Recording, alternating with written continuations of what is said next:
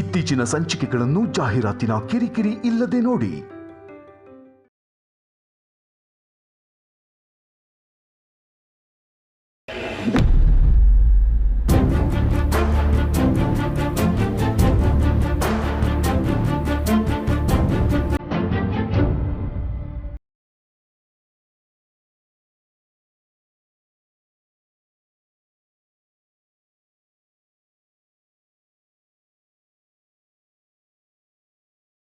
ಒಳಗಡೆ ಅವಳ ಹತ್ರ ಮಾತಾಡ್ತಾ ಇದ್ದಿದ್ದನ್ನ ಅದಕ್ಕೆ ಕೇಳಿಸ್ಕೊಂಡ್ಬಿಟ್ರ.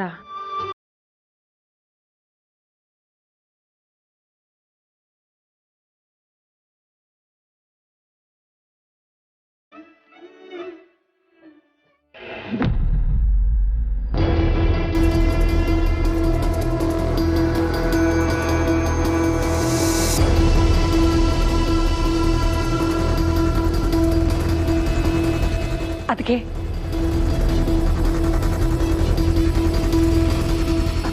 ಅದು ನಾನು ನಿಮ್ಮ ದೊಡ್ಡ ಸೊಸೆ ಪಾರ್ವತಿನ ಕೆಲಸದವಳು ಅಂತ ಮಾತಾಡಿದ್ದಕ್ಕೆ ಅವಳ ಹತ್ರ ಕ್ಷಮೆ ಕೇಳಿದೆ. ಅವಳು ಯೋಗಕ್ಷೇಮನೂ ವಿಚಾರಿಸಿದೆ. ನೀವು ಮನೆಯಿಂದ ಹೊರಗಿರೋದಕ್ಕೆ ನೊಂದ್ಕೋಬೇಡಿ, ಇಂಥ ಸಮಯದಲ್ಲಿ ನೀನು ಒಂಟಿ ಅಂತ ಅಂದ್ಕೋಬೇಡಮ್ಮ. ನಿನಗೆ ಹೆತ್ತ ತಾಯಿ ಇಲ್ಲದಿದ್ರೆ ಏನಂತೆ, ಆ ಸ್ಥಾನನ ನಾನು ತುಂಬಿ ನೀನು ಬಸ್ರಿ ಆರೈಕೆನ ಮಾಡ್ತೀನಿ ಅಂತ ಅವಳಿಗೆ ಧೈರ್ಯ ಹೇಳಿ ಬಂದೆ. ಅಷ್ಟೇ ಅಲ್ಲ, ಅದಕ್ಕೆ ಅದು ನನ್ನಿಂದ ಒಂದು ತಪ್ಪಾಗ್ಬಿಡ್ತು. ನಾನು ಅವಳಿಗೆ ಒಂದು ಮಾತು ಹೇಳಿದೆ. ಅದೇನಾದರೂ ನಿಮಗೆ ಗೊತ್ತಾಗ್ಬಿಟ್ರೆ ನೀವೆಲ್ಲ ಕೋಪ ಮಾಡ್ಕೊಂಡ್ಬಿಡ್ತೀರೋ ಅನ್ನೋ ಅಳುಕು. ಪಾರ್ವತಿ ಹತ್ರ ಕ್ಷಮೆ ಕೇಳಿ ಬರ್ತೀನಿ ಅಂತ ಹೋದವರು ಮತ್ತೆ ಅವಳಿಗೇನಾದರೂ ನೋವಾಗೋ ಥರ ಮಾತಾಡಿ ಬಂದ್ರ ಇವರು? ಆದರೂ ಅದಕ್ಕೆ ನನಗೆ ಈ ಮುಚ್ಚು ಮರೆ ಎಲ್ಲ ಇಷ್ಟನೇ ಆಗಲ್ಲ. ಹೇಳ್ಬಿಡ್ತೀನಿ, ಆಮೇಲೆ ನೀವು ನನಗೆ ಏನು ಬೇಕಾದರೂ ಬೈರಿ. ಅದೇನು ಹೇಳಿದ್ರಿ ಅಂತ ಹೇಳಿ. ಅದು ಪಾರ್ವತಿ ಈ ಮನೆ ದೊಡ್ಡ ಸೊಸೆ, ಆದರೂ ಅವಳು ಯಾಕೆ ಅಲ್ಲಿದ್ದಾಳೆ ಅನ್ನೋದು ನನಗೆ ಗೊತ್ತಾಯಿತು. ಈ ಮನೆಯಲ್ಲಿ ಯಾರನ್ನಾದರೂ ಮನೆಯೊಳಗೆ ಕರೆಸ್ಕೊಳ್ಳೋದು, ಹೊರಗಡೆ ಹಾಕೋದು, ಯಜಮಾನಿಯಾಗಿ ಅದೆಲ್ಲ ನಿಮ್ಮದೇ ನಿರ್ಧಾರ. ಆದರೂ ನಾನು ಅವಳಿಗೆ ಏನು ಹೇಳಿದೆ ಅಂದರೆ, ಅದು ಏನು ಹೇಳಿದೆ ಬೇಗ ಹೇಳಮ್ಮ. ಮನೆ ಅಂದಮೇಲೆ ಸಮಸ್ಯೆಗಳೆಲ್ಲ ಇರೋದೆ, ಇದೆಲ್ಲ ಆದಷ್ಟು ಬೇಗ ಸರಿ ಹೋಗ್ಬಿಡತ್ತೆ ಅಂತ ಹೇಳಿದೆ. ನಮ್ಮ ಜನನಿ ಥರ ನೀನು ಆದಷ್ಟು ಬೇಗ ಈ ಅರಸನ ಕೋಟೆಯಲ್ಲಿ ನಿನ್ನ ಗಂಡ ಮತ್ತು ನಿನ್ಗೆ ಹುಟ್ಟೋ ಮಗು ಜೊತೆ ಇರ್ತೀಯ ಅಂತ ಹೇಳಿಬಿಟ್ಟೆ. ಅದಕ್ಕೆ ನಿಮ್ಮನ್ನ ಒಂದು ಮಾತು ಕೇಳಿದೆ, ಅವಳಿಗೆ ಆ ಥರ ಭರವಸೆಯ ಮಾತು ಕೊಟ್ಟಿದ್ದಕ್ಕೆ ನಿಮಗೆ ನನ್ನ ಮೇಲೆ ಬೇಜಾರೇನೂ ಇಲ್ಲ ತಾನೆ?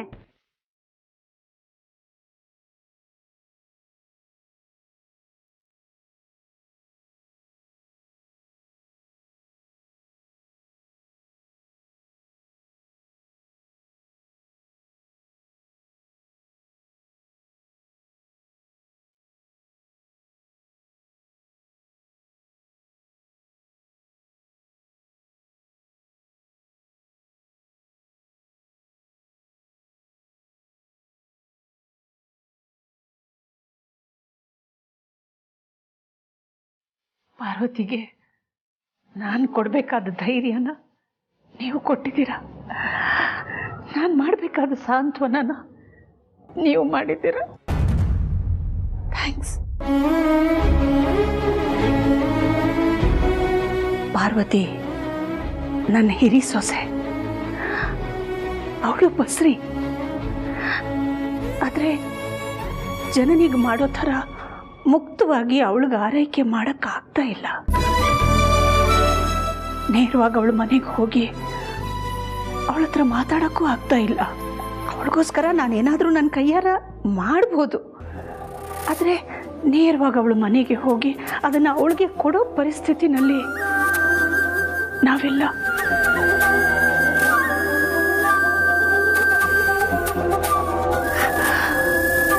ಅವಳ ಮನೆವರೆಗೂ ಹೋಗ್ತೀನಿ, ಆದರೆ ಅವಳ ಮನೆ ಒಳಗಾಗಲಿ ಮನಸ್ಸಿನ ಒಳಗೂ ಹೋಗಿ ನಿಲ್ಲೋ ಅಂಥ ಪರಿಸ್ಥಿತಿಲಿ ನಾನಿಲ್ಲ. ಆದರೆ ನೀವಿವತ್ತು ಹೆತ್ತ ತಾಯಿ ಸ್ಥಾನದಲ್ಲಿ ನಿಂತು ನನ್ನ ಸ್ಥಾನದಲ್ಲಿ ನಿಂತು ಪಾರ್ವತಿಗೆ ಹಣ್ಣು ತಿಂಡಿ ಎಲ್ಲ ಕೊಟ್ಟು ಆರೈಕೆ ಮಾಡಿ ಬಂದಿದ್ದೀರಲ್ಲ, ಮನಸ್ಸು ತುಂಬಿ ಬಂತು. Thank you very much. ಅದಕ್ಕೆ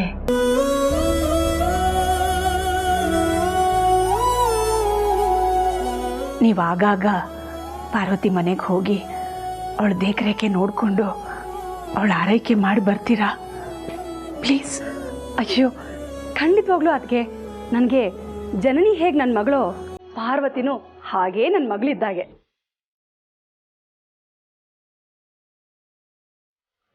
ತುಂಬ ಥ್ಯಾಂಕ್ಸ್.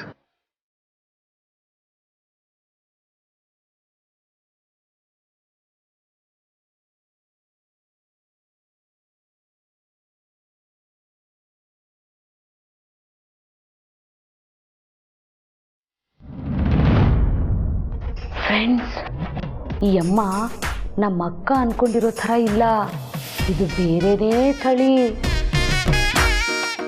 ಅಕ್ಕ ಹಾಲು ಅಂತ ಅನ್ಕೊಂಡಿರೋದು ಅಪಾಯಕಾರಿ ವಿಷ ಅಂತ ನನಗನ್ನಿಸ್ತಾ ಇದೆ. ಫ್ರೆಂಡ್ಸ್, ಇದನ್ನ ಹೇಗೆ ತಿಳ್ಕೊಳ್ಳೋದು?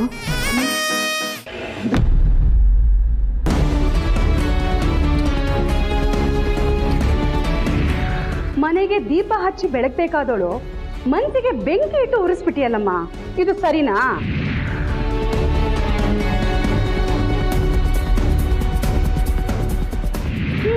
ನೀನ್ ಹೊಟ್ಟೆಲ್ ಹುಟ್ಟೋ ಮಗುನು ಬರ್ತಂದಲ್ಲೇ ಸಾಯತ್ತೆ ಅನ್ಸತ್ತೆ.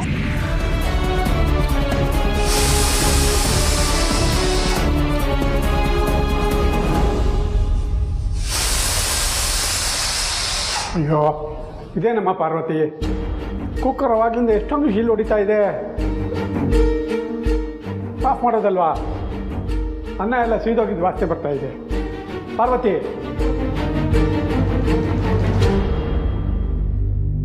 ಪಾರ್ವತಿ,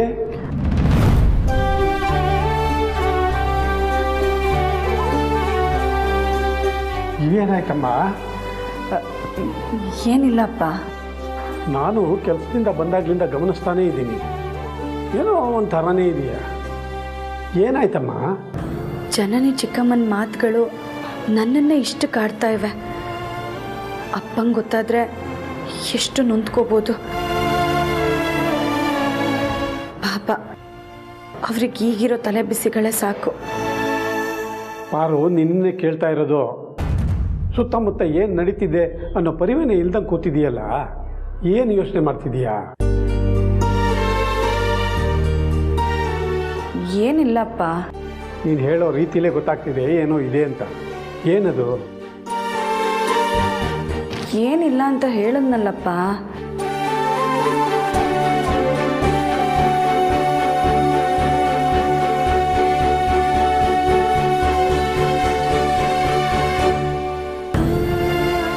ಏನಾಯ್ತು ಇವಳಿಗೆ? ಓ, ಬಸ್ರಿ ಹೆಂಗಸು, ಮನಸ್ಸು ಯಾವಾಗಲೂ ಹೊಯ್ದಾಡ್ತಲ್ಲಿರುತ್ತೆ. ಆ ಥರ ಏನೋ ಆಗಿರ್ಬೋದು ಇವಳಿಗೆ.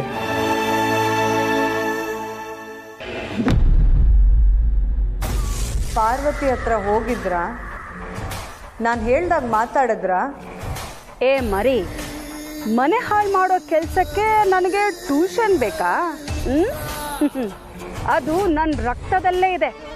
ಅದರಲ್ಲೂ ಆ ಪಾರ್ವತಿಯಿಂದ ಜನನಿ ಭವಿಷ್ಯಕ್ಕೆ ತೊಂದರೆ ಆಗತ್ತೆ ಅಂತ ಅಂದರೆ ಕೇಳಬೇಕಾ? ನೀನು 10 ಮಾಡು ಅಂದರೆ ನಾನು 50 ಮಾಡಿ ಬರ್ತೀನಿ. ಈಗ ನಾನು ಆ ಪಾರ್ವತಿ ಮನ್ಸಿಗೆ ಹಚ್ಚಿರೋ ಬೆಂಕಿಗೆ ಅವಳು ವಿಲ ಅಂತ ಒದ್ದಾಡ್ತಾಳೆ. ನೀನು 1 ತಿಂಗಳಲ್ಲಿ ಆಗಬೇಕು ಅಂತ ಅಂದ್ಕೊಂಡಿದ್ದು 1 ವಾರದಲ್ಲೇ ನಡೆಯುತ್ತೆ. ನೋಡ್ತಾ ಇರು. ಅಷ್ಟಾದರೆ ಸಾಕು. ನಾನು ಇಷ್ಟೊಂದು ಕಷ್ಟಪಟ್ಟು ನಿಮ್ಮ ಅಡ್ರೆಸ್ ಹುಡುಕಿ ನಿಮ್ಮನ್ನ ಇಲ್ಲಿ ಕರ್ಸಿರೋದು ಸಾರ್ಥಕ ಆಗತ್ತೆ.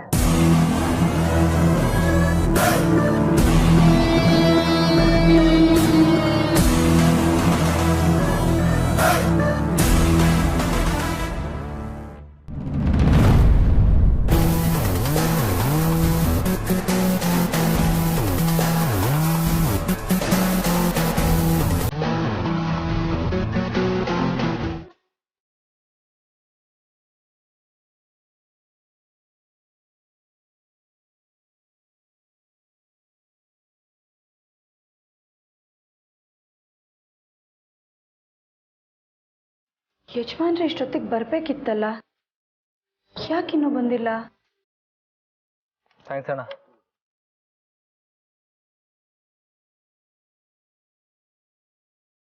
ಓ 10 ಗಂಟೆ ಆಗಿದೆ. ಪಾಪ ಮನೆಯಲ್ಲಿ ಪಾರ್ವತಿ ನನಗೋಸ್ಕರ ಕಾಯ್ತಾ ಇರ್ತಾಳೆ. ಬರ್ತಾ ಇದ್ದೀನಿ ಅಂತ ಒಂದು ಕಾಲ್ ಮಾಡಿ ಹೇಳ್ತೀನಿ.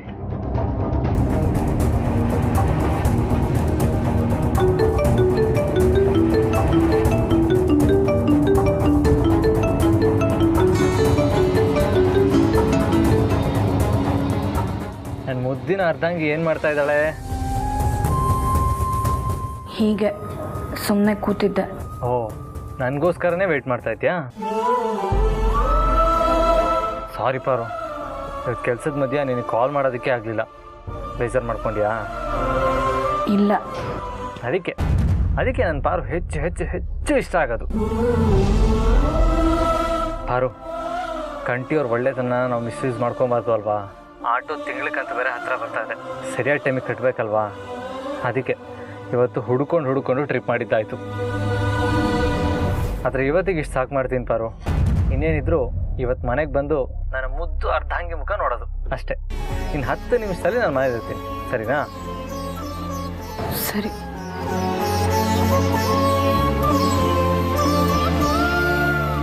ಏನಪ್ಪ ಮಲ್ಲೇಶ್ವರಂಗೆ ಹೋಗ್ಬಿಡ್ತೀಯಾ? ಅಣ್ಣ, ಈಗಾಗಲೇ 10 ಗಂಟೆ ಆಗಿದೆ. ಬೆಳಗ್ಗಿಂದ ಆಟೋ ಓಡಿಸಿ ತುಂಬ ಸುಸ್ತಾಗೋಗಿದೆ. ಯಾವುದಾದ್ರೂ ಬೇರೆ ಆಟೋ ನೋಡ್ಕೊಳ್ತೀರಾ? ಸಾರಿ. ದೂರದ ಊರಿಂದ ಬಂದಿದ್ದೀನಿ ಕಣಪ್ಪ. ಮಲ್ಲೇಶ್ವರಂನಲ್ಲಿ ನನ್ನ ಮಗಳಿದ್ದಾಳೆ. ಸ್ವಲ್ಪ ನೀನು ಅಲ್ಲಿವರೆಗೆ ಬಂದು ಬಿಟ್ಟಿದ್ರೆ ನನಗೆ ಭಾಳ ಅನುಕೂಲ ಆಗ್ತದಪ್ಪ. ಬೇಕಾದರೆ 1.5 ಮೀಟ್ರ್ ಜಾಸ್ತಿ ಕೊಡ್ತೀನಪ್ಪ. ಅಣ್ಣ, ದಯವಿಟ್ಟು ಕ್ಷಮಿಸಿ. ನೀವು ಹೇಳ್ತಾ ಇರೋ ಜಾಗ ನಮ್ಮ ಮನೆ 2 ಬೇರೆ ಬೇರೆ ಡೈರೆಕ್ಷನಲ್ಲಿದೆ. ನಿಮ್ಮನ್ನು ಬಿಟ್ಟು ನಾನು ಮನೆಗೆ ಹೋಗೋಷ್ಟೊತ್ತಿಗೆ ಮಧ್ಯರಾತ್ರಿ ಆಗೋಗುತ್ತೆ. ಪ್ಲೀಸ್ ಬೇರೆ ಯಾವ್ದಾದ್ರು ಆಟೋ ನೋಡ್ಕೋತೀರಾ?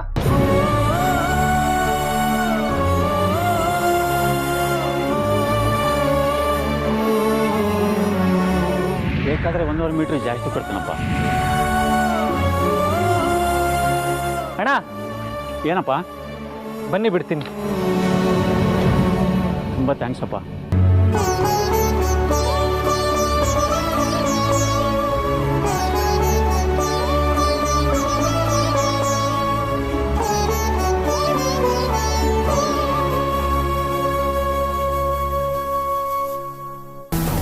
ಇವಳು ಯಾವಾಗ ಬಂದ್ಲು ಅಂತಾನೆ ಗೊತ್ತಾಗ್ತಾ ಇಲ್ವಲ್ಲ. ಇದೊಂದು ಕಾಮಿಡಿ ಪೀಸು ಅಂತ ಅನುಷ್ಕಾ ಹೇಳಿದಾಳೆ. ಆದರೂ ಪೂರ್ತಿಯಾಗಿ ನೆಗ್ಲೆಕ್ಟ್ ಮಾಡೋದಕ್ಕಾಗಲ್ಲ. ಫೋನಲ್ಲಿ ಮಾತಾಡಿದ್ದನ್ನು ಎಷ್ಟು ಕೇಳಿಸ್ಕೊಂಡು ಅನ್ನೋದನ್ನು ಮೊದಲು ಸ್ಪಷ್ಟ ಮಾಡ್ಕೋಬೇಕು. ಏಯ್, ಬಾರ ಇಲ್ಲಿ.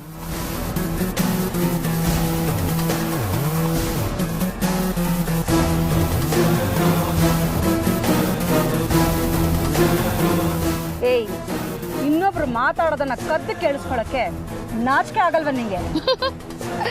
ಇನ್ನೊಬ್ರ ಜೀವನದಲ್ಲಿ ಎಂಟ್ರಿ ಕೊಟ್ಟು ಅವ್ರ ಜೀವನದ ನೆಮ್ಮದಿನೇ ಹಾಳು ಮಾಡೋಕೆ ಹೊರಟಿರೋ ನಿಮ್ಮಂಥವ್ರ ಬಾಯಲ್ಲಿ ಈ ವೇದಾಂತ ಬರಬಾರ್ದು. ಹೇಳುವುದು ಒಂದು, ಮಾಡುವುದು ಇನ್ನೊಂದು, ನಂಬುವುದು ಹೇಗೋ ಕಾಣೆ. ಲಕ್ಷ್ಮೀಪತಿ ಪತಿ ತಿರುಪತಿ ಶ್ರೀ ವೆಂಕಟಾಚಲಪತಿ. ಹೇಳುವುದು ಒಂದು, ಮಾಡುವುದು ಇನ್ನೊಂದು. ಏಯ್, ಏನೇ ಹಾಗಾದ್ರೆ? ಏನು ಕೇಳಿಸ್ಕೊಂಡೆ ಹೇಳು?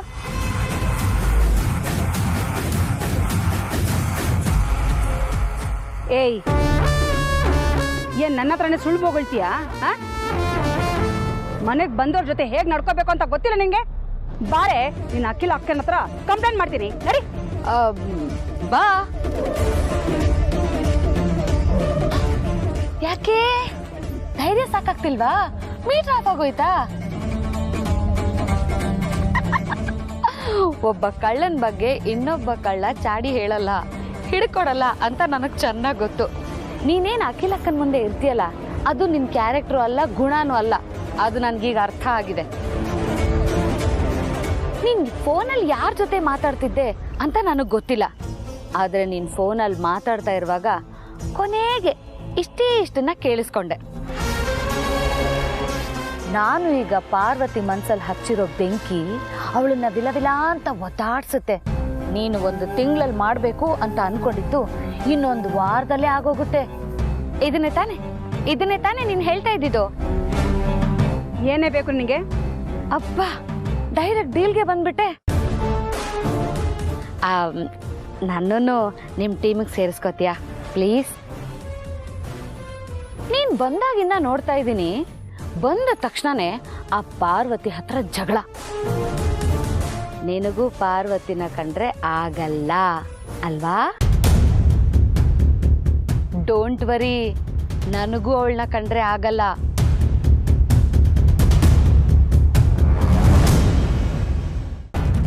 ಅದಕ್ಕೆ ಪ್ಲೀಸ್ ನನ್ನನ್ನು ನಿಮ್ಮ ಗುಂಪಿಗೆ ಸೇರಿಸ್ಕೋ.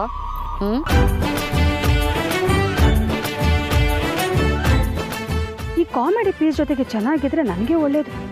ಇಲ್ಲ ಅಂದರೆ ಅಖಿಲ ಅದಕ್ಕೆ ನನ್ನ ವಿರುದ್ಧ ಹಾಕ್ಕೊಟ್ಬಿಡ್ತಾಳೆ, ಆಮೇಲೆ ನನಗೆ ಕಷ್ಟ. ಸರಿ, ಅದ್ರ ಬಗ್ಗೆ ನಾನು ಯೋಚನೆ ಮಾಡ್ತೀನಿ. ಅದಕ್ಕೂ ಮುಂಚೆ ನೀನು ತಾನು ಅಂತೆಲ್ಲ ಮಾತಾಡ್ತೀಯಲ್ಲ, ಅದನ್ನೆಲ್ಲ ಬಿಟ್ಬಿಟ್ಟು ನೀವು ತಾವು ಅಂತ ಮಾತಾಡೋದನ್ನ ಅಭ್ಯಾಸ ಮಾಡ್ಕೊ, ಸರಿನಾ? Okay, super. ನೀವು ನನಗೆ ವರ್ಷದಲ್ಲಿ ಅತ್ತಿಗೆ ಆಗಬೇಕು. ಆದರೆ ಸಿಚುವೇಶನ್ ಏನು ಡಿಮ್ಯಾಂಡ್ ಮಾಡ್ತಾ ಇದೆ ಗೊತ್ತಾ? ನಿಮ್ಮನ್ನ ಗುರುಗಳೇ ಅಂತ ಕರಿಬೇಕು ಅಂತ. ಇನ್ಮೇಲೆ ನೀವೇ ನನ್ನ ಗುರುಗಳು, ನಿಮ್ಮ ನಂಬರ್ನ ಗುರುಗಳು ಅಂತ ಸೇವ್ ಮಾಡ್ಕೋತೀನಿ. ಯಾಕೆಂದರೆ ನಾವಿಬ್ರು ಒಂದೇ ಟೀಮ್ ಅಲ್ವಾ?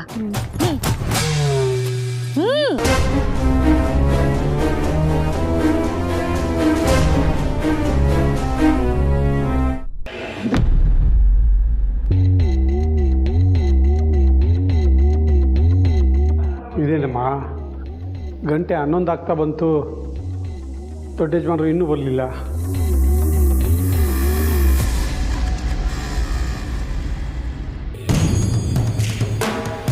ಆಟ ಬಂತು, ದೊಡ್ಡ ಯಜಮಾನರು ಬಂದಿರಬೇಕು. ನೀವು ತಗೊಂಬ.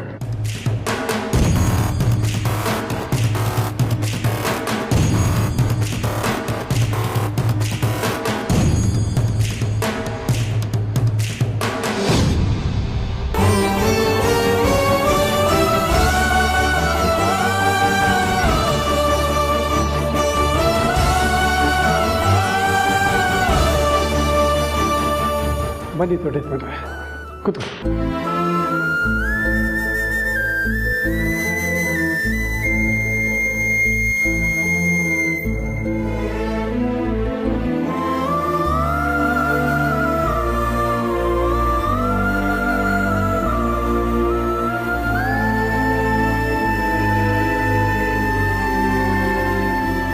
ದೊಡ್ಡ ಯಜಮಾನ್ರೆ, ಯಾಕಿವತ್ತು ಇಷ್ಟು ತಡ ಆಯಿತು? 1 ಗಂಟೆ ಮುಂಚೆನೇ ಹೊರಟೆ ಸಾರ್ತಿ. ಆದರೆ ಯಾವುದೋ ಒಂದು ದೂರದ ಬಾಡಿಗೆ ಬಂತು. 1.5 ಮೀಟ್ರ್ ಚಾರ್ಜ್ ಕೊಡ್ತೀನಿ ಅಂತ ಹೇಳಿದ್ರು ಅಂತ ನಾನು ಹೋದೆ. ಆದರೆ ಅಲ್ಲಿ ಹೋದ್ಮೇಲೆ ನಿಮ್ಮ ಮೀಟ್ರೇ ಸರಿ ಇಲ್ಲ, ಅಷ್ಟು ಕೊಡೋಕ್ಕಾಗಲ್ಲ ಅಂತ ಜಗಳ ಮಾಡಿದ್ರು. 20 ರೂಪಾಯಿಗೋಸ್ಕರ 1 ಗಂಟೆ ಜಗಳ ಆಡೋಗಾಯಿತು. ಅರ್ಸನ್ಕೋಟೆಲಿದ್ದಾಗ ಲಕ್ಷನೇ ಎಣಿಸ್ದೆ ಕೊಡ್ತಾಯಿದ್ದೆ. ಆದ್ರೀಗ 20 ರೂಪಾಯಿಗೋಸ್ಕರ ಗಲಾಟೆ ಮಾಡಬೇಕಾಯ್ತಲ್ಲ ಅಂತ ಬೇಜಾರಾಯಿತು.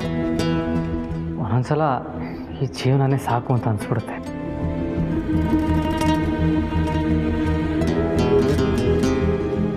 ವರ್ಷಗಳಿಂದ ನೋಡ್ತಾ ಇದ್ದೀನಿ, ಜೀವನ ಸಾಕು ಅನ್ನೋ ಮಾತು ಯಜಮಾನ್ರ ಬಾಯಲ್ಲಿ ಇವತ್ತೇ ಕೇಳಿತ್ತು.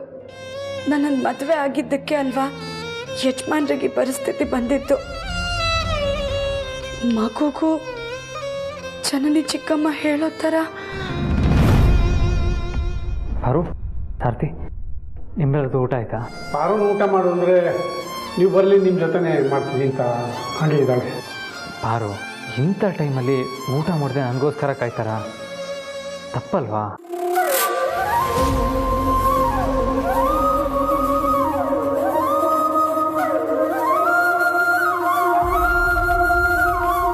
ಪಾರು, ಏನು ಯೋಚನೆ ಮಾಡ್ತಾ ಇದೆಯಾ?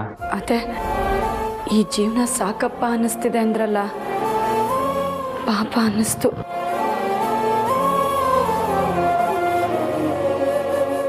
ನನ್ನ ಕ್ಷಮಿಸ್ಬಿಡಿ ಯಜಮಾನ್ರೆ. ಪಾರು, ಅದಕ್ಕೆ ನೀನು ಯಾಕೆ ಕ್ಷಮೆ ಕೇಳ್ತಾ ಇದೆಯಾ? ನನ್ನ ಕಷ್ಟಕ್ಕೆ ನೀನೇ ಹೊಣೆ ಅನ್ನೋ ಥರ. ಕೈಕಾಲು ತೊಳ್ಕೊಂಬನ್ನಿ, ಊಟ ಮಾಡೋಣ.